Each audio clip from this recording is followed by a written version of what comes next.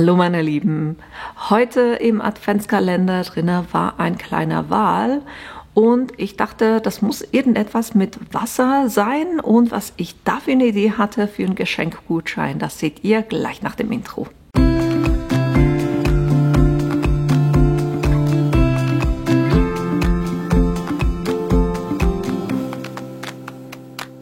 Für heute hatten wir ja diesen süßen kleinen Wal im Adventskalender und ich habe so ein bisschen hin und her überlegt, aber Whale Watching, also Wal gucken gehen, ist ein bisschen übertrieben als Geschenkgutschein, zumindest was mein Budget angeht.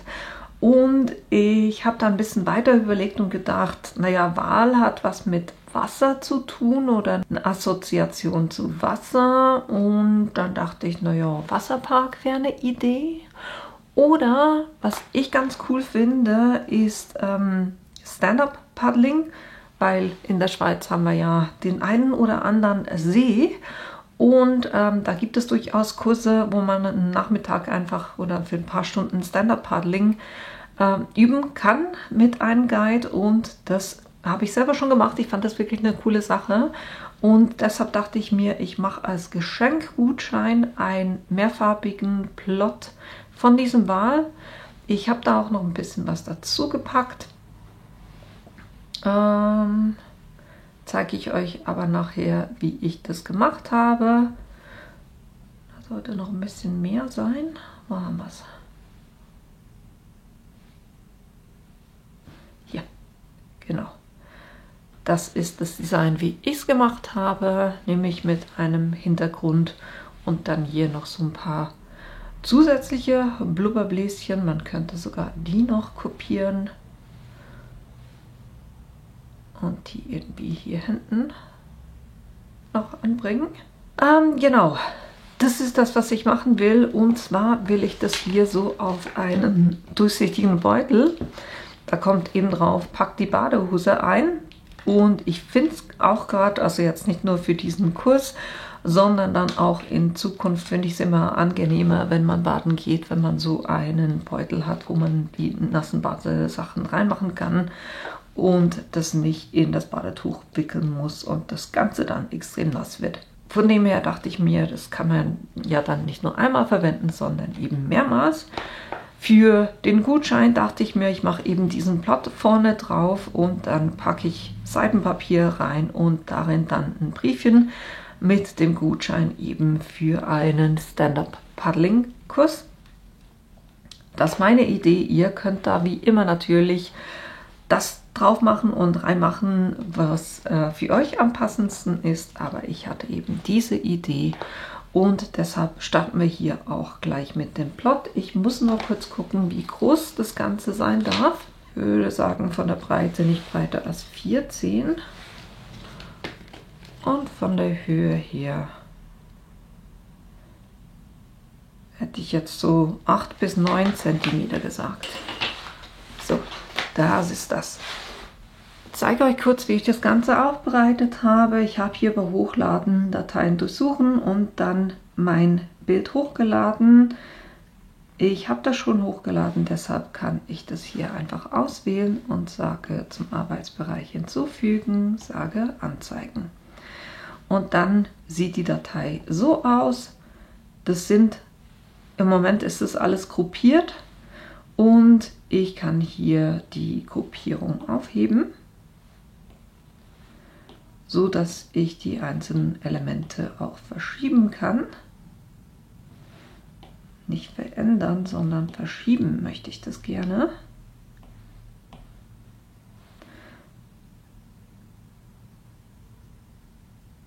Das heißt, es kommt hier. Ihr könnt euch so ein bisschen an der Schwanzflosse orientieren und dann hier das auch noch verschieben. Das kommt dann so hier hin.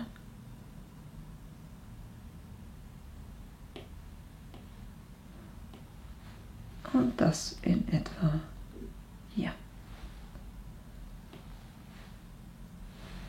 Dann sieht das Ganze so aus. Und ich habe das dann markiert, respektive, zuerst einen Text hinzufügen. Text, guck nur kurz, was ich für eine Schriftart gewählt habe. DTC Autumn Sunshine. Okay, einfach, dass wir das gleiche machen. Das heißt, ich habe hier Text eingefügt und gesagt, pack die Badehose ein. Dann kommt der Text hier so ein bisschen unten hin. Und dann sage ich vom Stil her eben dieses DTC Autumn gibt es nicht. Habe ich es mir falsch gemerkt. Ist auch kein Thema. Wir gucken einfach kurz hier. DTC Autumn Sunshine. Einfach unter D findet ihr das.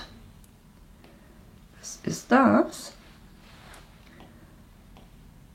Und ich habe dann gedacht, weil das Design hat ja so eine schöne Rundung drin, dass ich da ganz einfach sage, ich will eine Kurve und da könnt ihr in beide Richtungen gehen.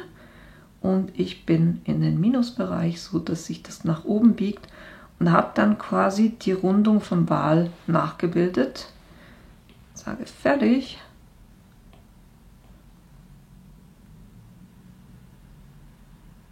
Das noch richtig platzieren.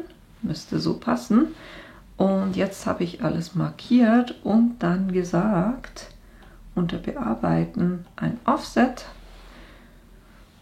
Ich habe hier 1,22. Dachte mir, das passt eigentlich wunderbar. Könnte auch noch ein kleines bisschen kleiner gehen.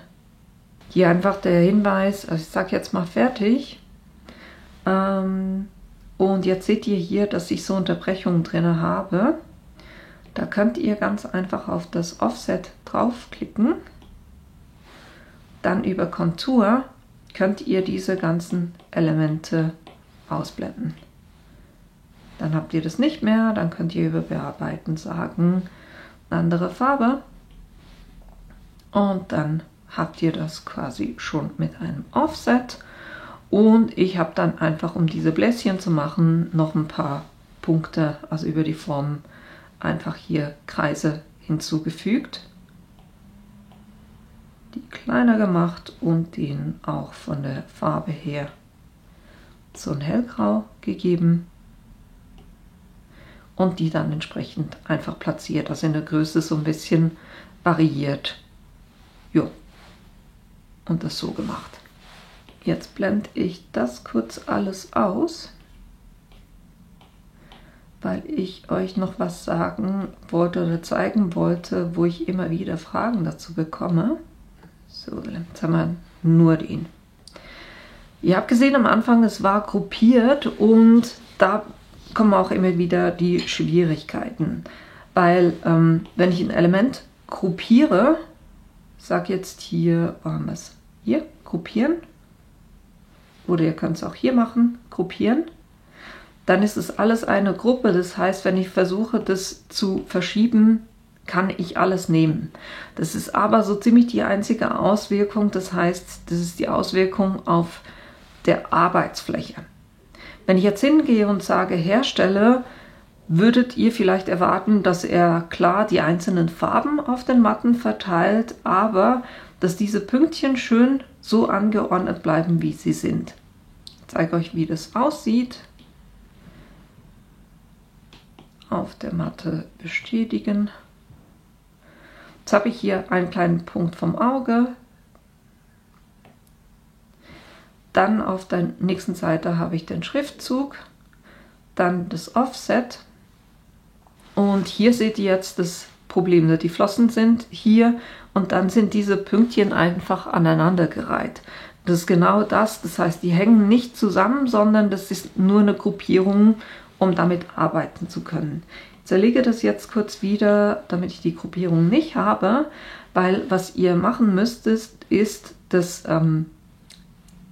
die Elemente nicht nur gruppiert sind, sondern dass sie verbunden sind. Hier bei denen, weil ich will, dass die wirklich dann auch so ausgeplottet werden, damit ich die schön platzieren kann, kann ich es zusammenhalten, also behalten, so wie es ist. Oder ich sehe am Schwung vom Wal eigentlich relativ gut an, wo ich das platzieren will. Das heißt, ich nehme diese Pünktchen hier, kurz gucken, wo die sind. Das ist das. Und dann sage ich hier verbinden. Dasselbe mache ich mit denen hier. So, das sind die. Und die beiden Flossen hier. Die will ich auch noch miteinander verbinden. Das Auge lasse ich, das Auge lasse ich und das lasse ich. So, dann würde ich sagen, gucken wir nochmal beim Herstellen, wie es jetzt aussieht. Jetzt haben wir das Auge, dann haben wir den Schriftzug, Offset. Jetzt habe ich auch die Elemente nebeneinander, aber die sind immer noch so angeordnet, wie ich sie dann ganz einfach übertragen kann. Das heißt, dieser Schwung von diesen Pünktchen hier oder diesen kleinen Strichen, der ist immer noch so, wie er vorher war und nicht, dass es aneinandergereiht ist. Das heißt, wenn ich will, dass Elemente von der Platzierung her in Relation die Position behalten, dann muss ich verbinden. Und die letztere der Varianten ist, dass ich hier Ebenen mache. Das mache ich in der Regel, wenn ich einen Print and Cut, also ein Drucken und dann Schneiden machen will, weil dann das Element zum Beispiel, wenn ich jetzt sage, ich habe hier einen Wal und den Spruch und da, ich mache es jetzt, weil ich habe ja mein Original vorne immer noch, wenn ich hier jetzt sage, ich hätte das gern als Print and Cut und dass er nur hier außen schneidet, weil im Moment, wenn ihr da drauf drücken könnt, dann hat er hier, das dunkelgraue würde jetzt hier geschnitten. Dann würden die Flossen geschnitten, dann würde das Graue unten geschnitten, dann die einzelnen Buchstaben und dann das Offset. Aber das wollen wir ja bei einem Sticker nicht und deshalb mache ich das in der Regel so, dass ich das ebne und dann wechselt er auch schon zum Drucken, dann Schneiden. Weil, wenn ich jetzt auf Herstellen gehe, seht ihr dann, dass alles schön zusammen behalten wird. Er macht ein Drucken und Schneiden, es ist eine Matte und er würde dann eben nur einmal schneiden und zwar dem Offset entlang, was ich definiert habe. Das ist der Unterschied zwischen Gruppieren, Verbinden und Ebnen. Diese 3 Befehle hier. So. Das lösche ich jetzt wieder, weil eben ich habe das Ganze auch schon vorbereitet. Jetzt muss ich hier natürlich gucken, dass ich von der Größe her, dass das passt. Das heißt bearbeiten. Und ich habe gesagt, von der Höhe maximal 8 bis 9 cm, von der Breite. Ich gucke jetzt mal die Breite an. Da waren wir bei 14. Dann sind es hier 10. Das ist mir zu hoch. Ich will wirklich Maximum auf 9 gehen. Hier, 9. Dann sind wir bei 12,3, das passt. Und ich habe eben diese Gruppierung schon gemacht, dass ich die entsprechenden Elemente eben nicht gruppiert, sondern verbunden habe. Jetzt kann ich mir noch so ein bisschen angucken, welche Farben ich auswählen will. Ich verwende hier die Retrama Vinylfolie. Könnt ihr natürlich auch eine andere verwenden, zum Beispiel Oracal ist eine, die sehr beliebt ist. Ich glaube, das wird bei mir so. Ja, passt doch. Dann habe ich Weiß, Hellgrau, Türkis, Dunkelgrau und Schwarz. Das heißt 5 Farben. Und jetzt gehen wir mal auf Herstellen. Dann sage ich hier auf der Schneidematte bestätige.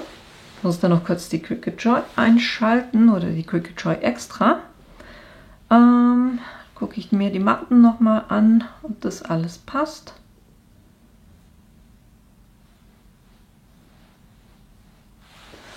Und ich mache das jeweils so, dass ich mir auch kurz aufschreibe, von welcher Folie ich wie viel brauche, damit ich das schön zurechtschneiden kann.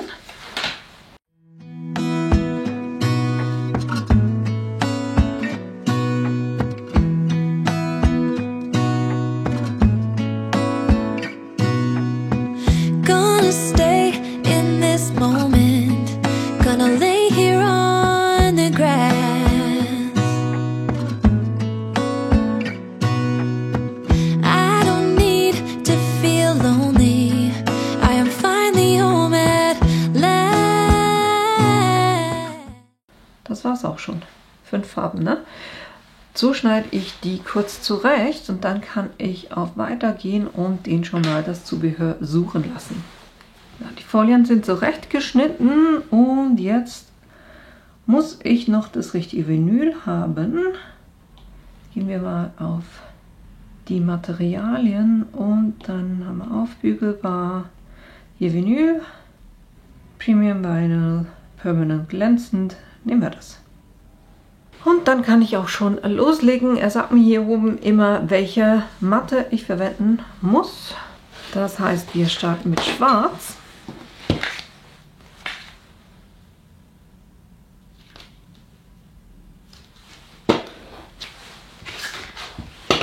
Matte laden.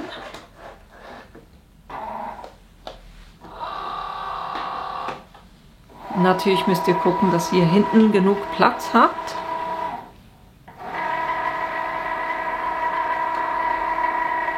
Und wenn ihr geguckt habt, dass die Matte richtig ausgerichtet ist, könnt ihr hier auf Los drücken und schon startet er mit dem ersten Schneiden. Und genauso werde ich jetzt durch die einzelnen Matten durchgehen und die alle ausschneiden.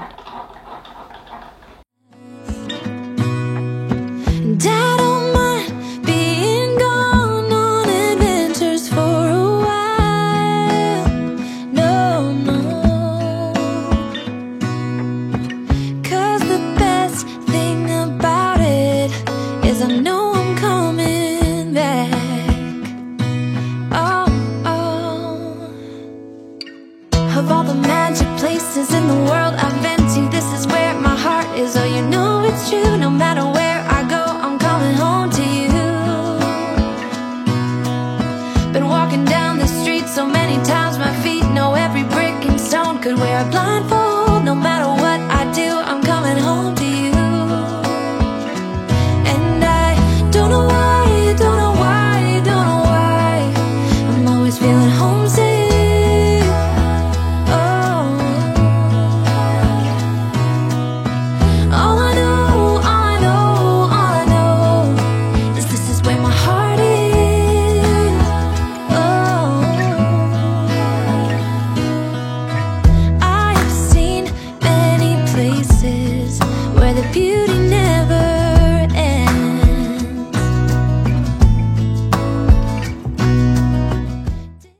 Ich schneide dann jeweils auch das noch gleich aus, weil ich die Resten verwenden kann und es immer auch ein bisschen einfacher geht zu entgittern, wenn da nicht mehr zu viele Sachen dran hängen. Jetzt entgittern. Eines geht sicher ziemlich leicht. Das ist das hier, das nur 2 Formen quasi hat. Das hellgraue.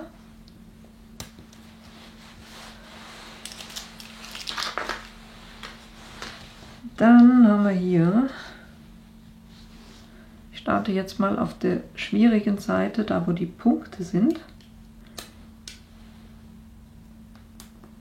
Aber das hat wunderbar funktioniert. Gucken wir hier auch noch gleich.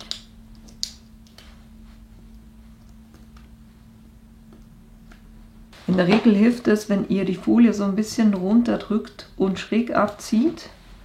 Wenn da trotzdem einer mitkommt, halte ich den einfach fest.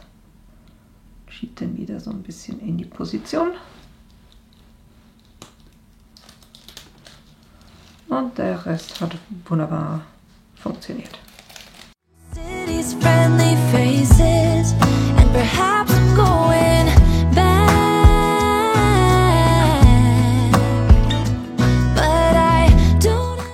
Bei der Schrift, die ist schon filigran, aber ich habe geguckt, dass ich eine habe, die weder I-Pünktchen oder Ü-Pünktchen, solche Sachen hat.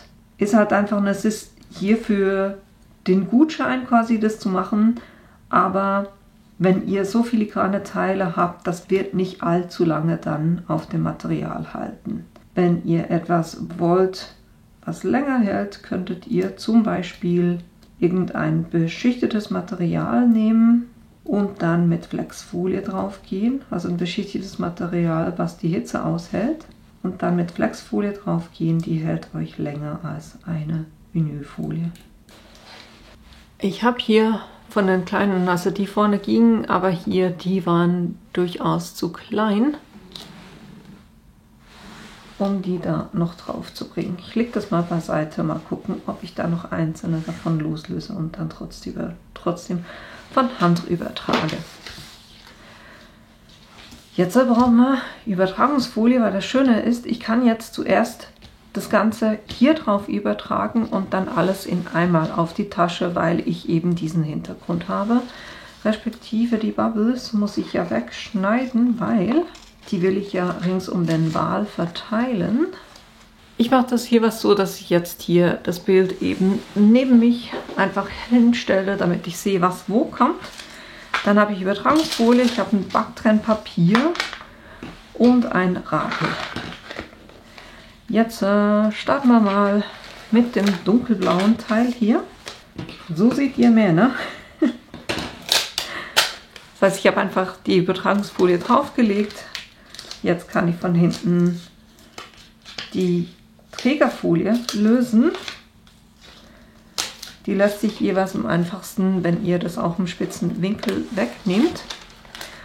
Und jetzt kann ich eben hier den Wal quasi nehmen.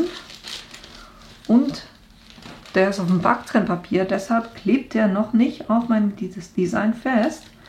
Und ich kann jetzt hier, also ich sehe quasi durch die Folie durch, na hier mit dem Backtrennpapier, kann ich jetzt gucken, wo muss das Ganze hin, damit ich überall ungefähr denselben Abstand habe. Müsste so sein. Jetzt habe ich hier oben eine Überlappung, wo das Backtrennpapier nicht ist. Dann kann ich das lösen, weil die Folie haftet auf dem Backtrennpapier nicht. Und kann das ganz einfach hier runterstreichen.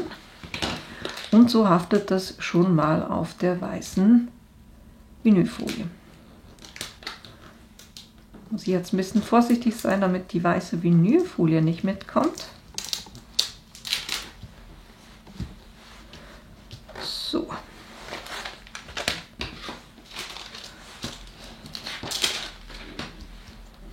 Dann haben wir schon mal den blauen Teil. Dann als nächstes nehmen wir den grauen Teil.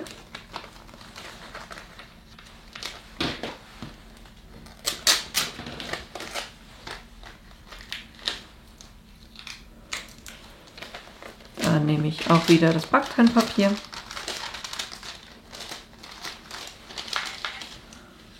Und versuche das möglichst gut auszurichten.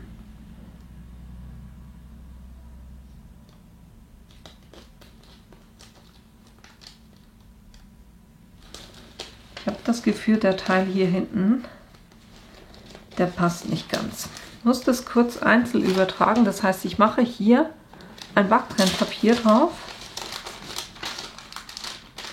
damit es das nicht überträgt, und konzentriere mich nur mal hier vorne drauf, dass das schön stimmt.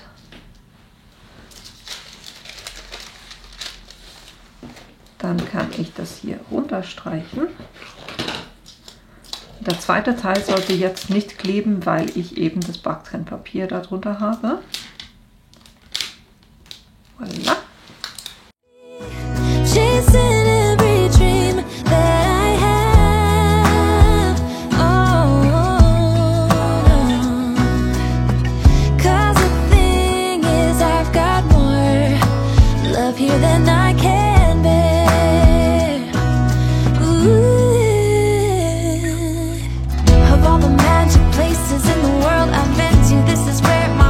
So you know it's true, no matter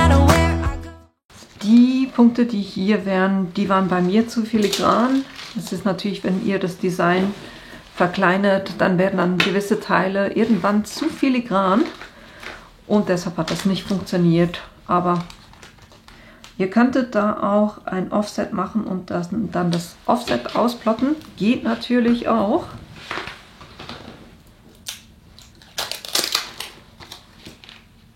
Aber ich lasse die bei mir jetzt weg. Jetzt können wir das Ganze hier auf die Tasche übertragen. Backtrennpapier natürlich.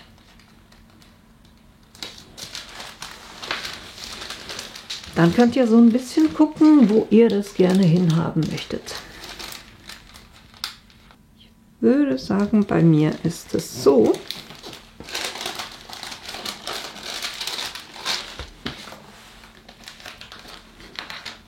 Und dann versuche ich das möglichst ohne Luftblasen hier drauf zu übertragen.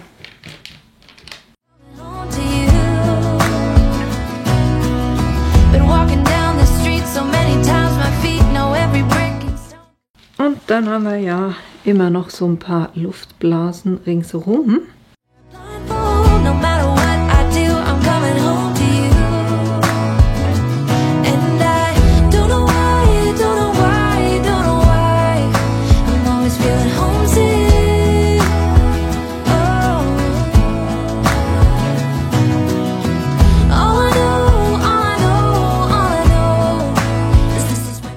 Und so einfach ist das Design übertragen.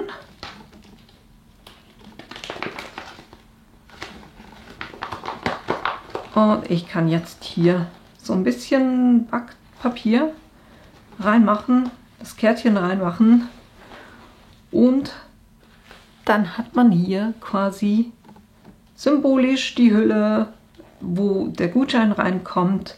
Und das ganze Ding hier, egal ob sich dann irgendwann die Vinylfolie löst, kann man das trotzdem weiterhin verwenden, um da seine Badehose reinzumachen, damit dann nicht der ganze Rucksack nass wird. Ne? Das als Option. Und so haben wir dann quasi eine kleine Verpackung für einen Geschenkgutschein gemacht. Symbolisch eben hier mit dem kleinen Wal drauf.